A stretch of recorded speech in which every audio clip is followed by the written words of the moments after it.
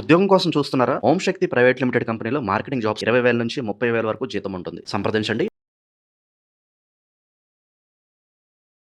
ప్రస్తుతం మనతో పాటు ప్రముఖ ఆధ్యాత్మికవేత్త వేదిక్ ఆస్ట్రాలజర్ గోనుగొంట్ల సురేష్ బాబు గారు ఉన్నారు. గురుగారితో మాట్లాడదాం. నమస్కారం గురుగారు. మణికంఠ గారు నమస్కారం అండి. గురుగారు, ఆగస్టు నెల విశేషంగా మకర రాశి వాళ్ళకి ఈ నెల ఎలాంటి శుభవార్తలు ఉండబోతున్నాయి? ఏ విషయాల్లో వీళ్ళు ఎక్కువగా జాగ్రత్తగా ఉంటే ఈ నెల వీళ్ళు కలిసి వస్తున్నారు?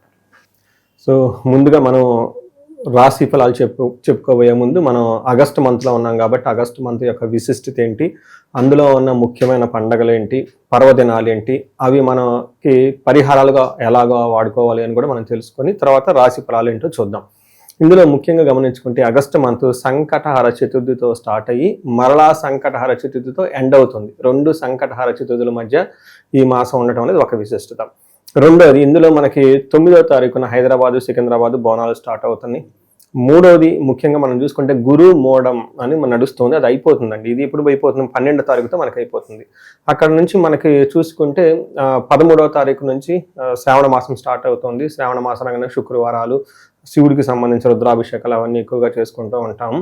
తర్వాత మనకి 17వ తారీఖున నాగపంచమి అంటారు అనమాట. నాగుల చవితి, నాగపంచమి లాగా పిల్లలు ఎవరైతే కావాలనుకుంటున్నారో తరతరాలుగా వంశీపారంగా నాగులకు సంబంధించి నాగమ్మ, నాగయ్య, మానస ఇలా నాగ అని పేరు ఉన్నవాళ్ళు కంపల్సరీ చేయాలి. ఎందుకంటే వాళ్ళు మొక్కుని ఉండటం వల్ల ఇటు పుట్టున్నారు కాబట్టి యాన్సెస్టర్స్కి. అంతేకాకుండా అందులో మనకి సర్పదోషాలు ఉన్నవాళ్ళు, కాల సర్పదోషం ఉన్నవాళ్ళు, ఇలాంటి వాళ్ళు ఖచ్చితంగా ఆ యొక్క ఉత్సవాన్ని, ఆ పర్వదినాన్ని సెలబ్రేట్ చేసుకోవడం చాలా ముఖ్యం. మనకి 21వ తారీఖున వరలక్ష్మి మహావ్రతం చేసుకుంటూ ఉంటాము. దానితో పాటుగా మనకి ఇంకొకటి వెరీ ఇంట్రెస్టింగ్ అయిన విషయం ఏంటంటే మనకి రాఖీ పౌర్ణమి అంటారు, లేదంటే జంధ్యాల పౌర్ణమి అంటారు. జంధ్యాలు మార్చుకుంటూ ఉంటారు. గాయత్రీదేవి పుట్టినరోజు అని చెప్తూ ఉంటారు అనమాట. అది మనకి 28వ తారీఖు ఉంది. లాస్ట్ 31వ తారీఖు వచ్చేటప్పటికి సంకటహర చతుర్థితో టోటల్ మాసం అంతా క్లోజ్ అవుతుందని మనం చెప్పుకోవచ్చు అనమాట. సో ఇలా అనేక రకాలైన ఉత్సవాలు, సెలబ్రేషన్స్ మనకి వరమహాలక్ష్మి వ్రతము, రాఖీ పండుగ ఇవన్నీ ఆగస్టు మంత్లో చాలా ఉన్నది కాబట్టి చాలా మందికి చాలా డైనమిక్గా ఉండే మంత్ అని మనం చెప్పుకోవచ్చు. సో దీనితో పాటుగా జ్యోతిష శాస్త్రం ప్రకారం చూసుకుంటే మనకి 4 గ్రహాలు మారుతూ ఉన్నాయండి. ఈ 4 గ్రహాలు మారటంలో ఫస్ట్ది సూర్యుడు, కుజుడు, బుధుడు, శుక్రుడు, ఈ గ్రహాలన్నీ మారుతూ ఉన్నాయి. 4 మారుతూ ఉన్నాయి అనమాట. అందులో ఫస్ట్ గ్రహం మారేది ఏదైనా ఉందంటే శుక్రుడు అని చెప్పుకోవాలి. రెండో గ్రహం మారేది కుజుడు, మూడోది వచ్చేటప్పటికి బుధుడు. అంటే శుక్రుడు ఫస్ట్, తర్వాత బుధుడు, సూర్యుడు వచ్చేటప్పుడు 17వ తారీఖు. అంటే ఆగస్టు 1, ఆగస్టు 2, ఆగస్టు 5, ఆగస్టు 17.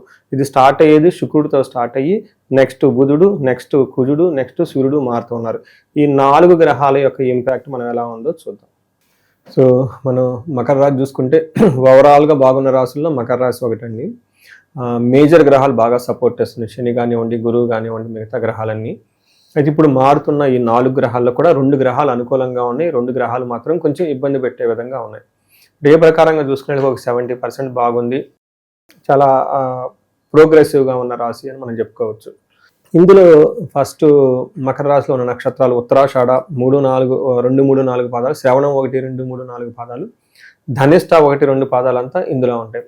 పేరు బలం ప్రకారం చూసుకుంటే వీళ్ళకి భో, జాజీ, జూజే, జో, ఖా, గాగి అన్న లెటర్స్ ఇందులో ఉంటుంది. మనకి లఘు గోచారం, సూక్ష్మ గోచారం ప్రకారం సంస్కృతంలో చిన్న చిన్న మాటలతో టోటల్ మంత్ ఎలా ఉందో మనం చెప్పుకోవచ్చు.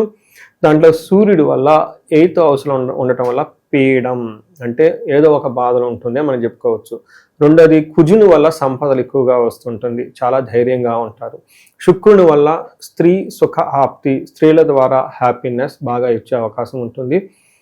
బుధుని వల్ల మనకి విరోధం అంటే ఏదైనా పని చేస్తే ఆటంకాలు కలిగించే వాళ్ళు ఉంటారని మనం చెప్పుకోవచ్చు. సో ఇట్లా ఓవరాల్గా చూసుకుంటే మిక్స్డ్గా ఉందని మనం చెప్పుకోవచ్చు. పెద్ద గ్రహాల సపోర్ట్తో ఎక్కువగా ఉండటం వల్ల వీళ్ళకి ఒక 70% వరకు బాగుందని మనం చెప్పుకోవచ్చు. ఇందులో మనకి కొన్ని విషయాల్లో జాగ్రత్తగా ఉండాలి. సూర్యుడు వీళ్ళకి 8వ హౌస్లో ఉన్నారండి. 8th హౌస్లో ఏ గ్రహం ఉన్నా మంచిది కాదు, జన్మరాశి నుంచి కౌంట్ చేసుకుంటే.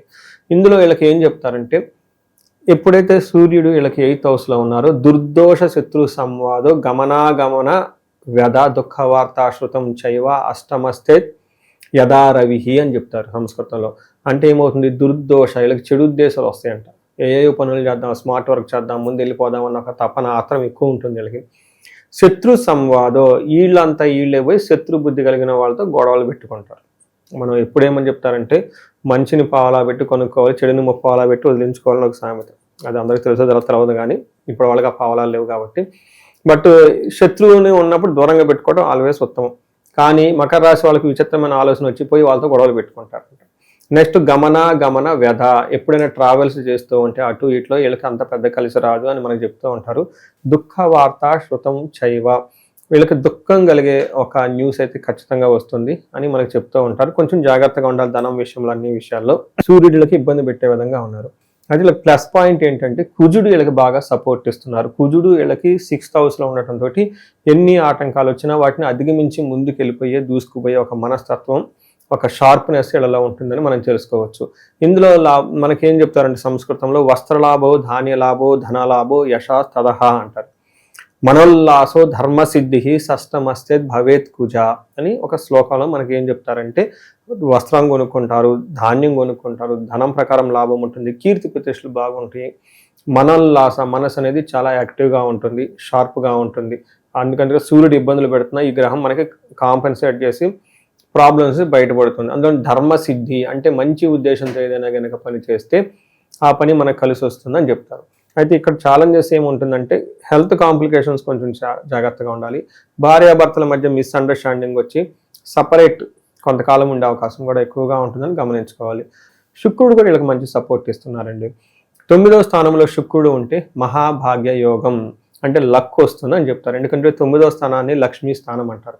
అక్కడ శుక్రుడు ఉంటే అధిష్టాన దేవతకు సంబంధించిన గ్రహమే అక్కడ ఉంటే బాగా విశేషంగా లాభపడుతుంది అని మనం చెప్పుకోవచ్చు. ఇందులో భాగంగా అగైన్ వీళ్ళకి వస్త్రలాభం, మహా ఆరోగ్యం, గురుభక్తి స్యాద్ ధర్మకృత్, చిత్తశుద్ధి అభిష్టార్థ నవమస్తే భవేత్ గురు అని మనకి ఒక శ్లోకం. ఇందులో మనకేం చెప్తారు, అగైన్ ఇందాక చెప్పుకునే విధంగా జ్యువెలరీ కొనటం, తర్వాత బంగారం కొనటం, గురువులు ఎందు మంచి మంచి భక్తి కలిగి ఉండటం, ధర్మ కార్యాలు చేయటం ఉండటం, చిత్తశుద్ధి మెయిన్ ఇంట్యూషన్ చాలా స్ట్రాంగ్గా ఉంటుంది. అభిష్టార్థ సిద్ధి, అనుకున్న పనులన్నీ చక్కగా అనుకున్న విధంగా చేసుకుని వెళ్ళిపోతూ ఉంటారు. ఇంకా ఒక ఇంట్రెస్టింగ్ అయిన విషయం ఏంటంటే ఎవరైతే లవ్లో ఉంటారో, రొమాంటిక్ ఇలా రిలేషన్షిప్స్లో ఉంటారో వాళ్ళకు కూడా చాలా బాగుంటుంది. అన్ని పనులు అనుకున్న విధంగా సాగిపోయి ఒక బెస్ట్ టైం.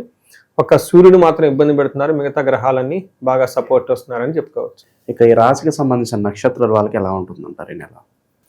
వీళ్ళకి 50-50గా ఉంది.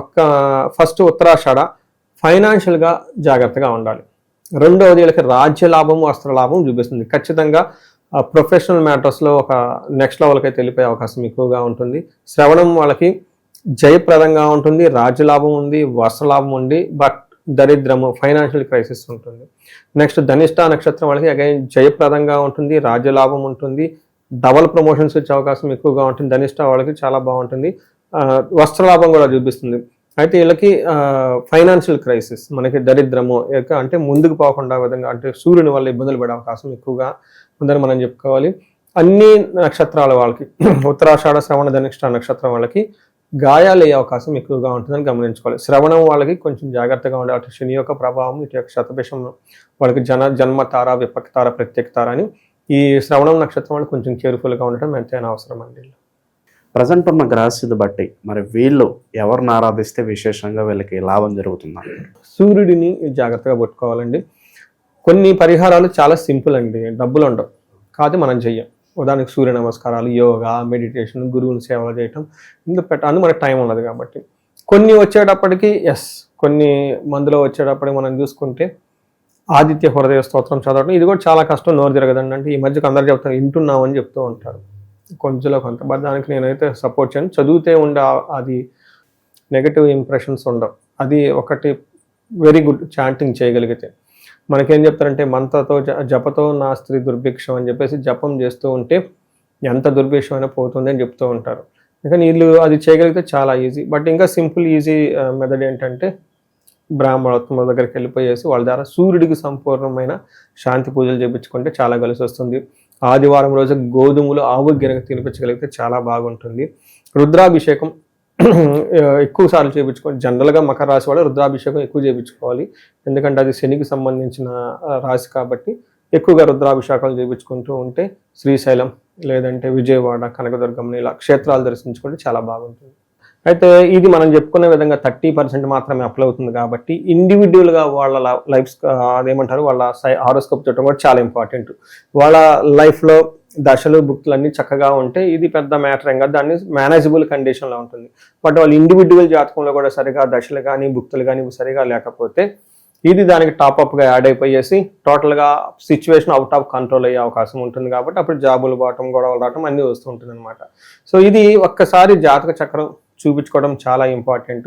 గెస్ అయితే ఇంకొకటి, నేను ఏజ్ 40± అంటే 35 to 45 ఏజ్ బ్రాకెట్ ఎవరికైతే ఉందో లైఫ్లో సక్సెస్ఫుల్ ట్రాక్ రికార్డు ఉండి, అంటే బాగా అకాడమిక్ చదువుకొని బాగా ఎడ్యుకేషన్ మంచి పొజిషన్లో ఉండి తర్వాత ప్రొఫెషనల్గా సక్సెస్ఫుల్గా చూసుకొని సడన్గా వాళ్ళకి లైఫ్లో ఒక వ్యాక్యూమ్, ఒక గ్యాప్ వచ్చింది, ఎందుకో అర్థం కాలేదు, జాబ్ పోయింది, లేదంటే ఎటెళ్ళాలో అర్థం కావట్లేదు, కన్ఫ్యూజన్లో ఉన్నాము, ఒక క్రైసిస్ లాగా వస్తుంది. నేను చాలామంది రీసెంట్గా లాస్ట్ 5-6 months ఈ ఎక్స్క్లూజివ్ టాపిక్ గురించి రీసెర్చ్ చేస్తూ ఉన్నాను అనమాట. చాలామంది చెప్పారు, మేమంటే మీ మేనేజర్ అమెరికాలో ఉన్న ఒక మంచి కంపెనీలో, నాకు జాబ్ పోయింది, 5-6 months అయిపోయింది. ఇది డైజెస్ట్ చేసుకోవడం చాలా కష్టం. ఈవెన్ లేడీస్ కూడాను, లేదంటే అప్పటిదాకా చాలా భార్య భర్తలు చాలా బాగున్నారు, అప్పటిదాకా వీళ్ళు బాగున్నారు, ఉన్నటువంటి పిల్లల వల్ల విపరీతమైన ప్రాబ్లమ్స్. ఇలా ఎందుకు వచ్చింది? ఈ స్టాగ్నేషన్, ఈ గ్రోత్ లేకుండా దాంతో కన్ఫ్యూజన్ అయిపోయి టెన్షన్ అయిపోయేసి ఇంటర్నల్గా ఇన్ఫీరియారిటీ కాంప్లెక్స్ డెవలప్ చేసుకోవటం, ఇవన్నీ డెవలప్ అవుతుంటుంది అనమాట. మనకేం చెప్తారంటే మోడర్న్ సైన్స్లో మిడ్ లైఫ్ క్రైసిస్ అంటారు, లేదంటే హార్మోనల్ చేంజెస్ అని చెప్తూ ఉంటారు అనమాట. బట్ జ్యోతిష శాస్త్రంలో దీనికి చాలా పవర్ఫుల్ రెమెడీ ఉంటుంది అనమాట. మనకి జ్యోతిష శాస్త్రంలో చిన్నప్పుడు బాలారిష్టాలు, వివాహం అప్పుడు వివాహానికి సంబంధించిన దోషాలని, అలానే గ్రోత్లో ఉన్నప్పుడు కొన్ని యొక్క ఏమంటారు శాపాలు యాక్టివేట్ అవుతూ ఉంటాయి అనమాట. ముఖ్యంగా పితృశాపాలు, కాలసర్ప దోషాలు, త్రిపిండి శాపాలు, అంతేకాకుండా వీళ్ళకున్న దశాభుక్తిని బట్టి గ్రహాల యొక్క దోషాలు, ఇవి ఆటంకాలు పడుతూ ఉంటాయి అనమాట. అందుకని వాటికి సంబంధించిన పరిహారాలు మనం చేసుకుంటే చక్కగా లైఫ్ అనేది 10 రెట్లు ముందుకెళ్ళే అవకాశం ఎక్కువగా ఉంటుంది. అందుకని ఒకసారి ఇండివిజువల్గా ఆ ఏజ్ బ్రాకెట్లో ఉండే ఇబ్బందులు పడుతుంది చూపించుకోవటం, హారోస్కోప్ చూపించుకోవటం చాలా ముఖ్యం. బట్ వీటికి టాప్అప్గా ఎవరైతే కనుక ధనానికి ఇబ్బంది పడుతూ ఉన్నారో స్వర్ణలక్ష్మి విశేష హోమం చేయించుకోవడం చాలా చాలా ఇంపార్టెంట్. వచ్చేది కూడా శ్రావణ మాసం కాబట్టి చక్కగా ఈ యొక్క స్వర్ణలక్ష్మి అమ్మవారి యొక్క వాళ్ళ స్వహస్తాలతో చక్కగా 120 కలువ పూలతో కనుక హోమం చేస్తే అద్భుతమైన వాళ్ళ లైఫ్లో ఎప్పుడు ధనం ఉంటుంది. అలానే ఎవరైతే హెల్త్ గురించి ఇబ్బంది పడుతున్నారో అమృత మృత్యుంజయ పాశుపత అభిషేకం కానీ హోమం కానీ చేయించుకుంటే చాలా బాగుంటుంది. ఇంకా భార్యాభర్తలు చాలామంది మనస్పర్ధలు వచ్చేసి ఇబ్బందులు పడిపోతూ ఉంటారు. వీళ్ళ కుటుంబం వాళ్ళ కుటుంబం పిల్లలందరూ ఇబ్బంది పడిపోతూ ఉంటారు. ఇట్లాంటి వాళ్ళకి విశ్వావసు గంధర్వ రాజా హోమము, లేదంటే అన్యోన్య దాంపత్య పాశుపత అభిషేకము ఇలాంటివి చేసుకుంటూ ఉంటే చాలా బాగుంటుంది. ఇలా ఏదైనా సరే వాళ్ళకు స్పెసిఫిక్గా కొన్ని మా ప్రాబ్లమ్స్ ఉన్నాయి, ఇంకా రకరకాల ప్రాబ్లమ్స్ ఉంటాయి, ఉండి సొల్యూషన్ కావాలి అనుకున్న వాళ్ళు ఒకసారి జాతక చక్రం చూపించుకొని చక్కగా పరిహారాలు చేసుకుంటే ఇవేమవుతుందంటే మనకి షీల్డ్ అండి, మనకి ప్రొటెక్షన్ ఇస్తూ ఉంటాయి అనమాట, ఫర్దర్ డ్యామేజ్ కాకుండా, లేదంటే లైఫ్లో ముందుకు వెళ్ళటానికి. ఈ మన మహర్షులు ఇచ్చిన ఈ జ్యోతిష శాస్త్రం ద్వారా పూజలు తర్వాత పరిహారాలన్నీ చేయించుకోవాలని చెప్పేసి కోరుకుంటూ, వీళ్ళకి అష్టైశ్వర్యాలు కలగాలి, భోగభాగ్యాలు కలగాలి, అందరూ చక్కగా ఉండాలని చెప్పేసి కోరుకుంటూ నమస్తే అండి. మంచి విశ్లేషణ అందించారు, ధన్యవాదాలు.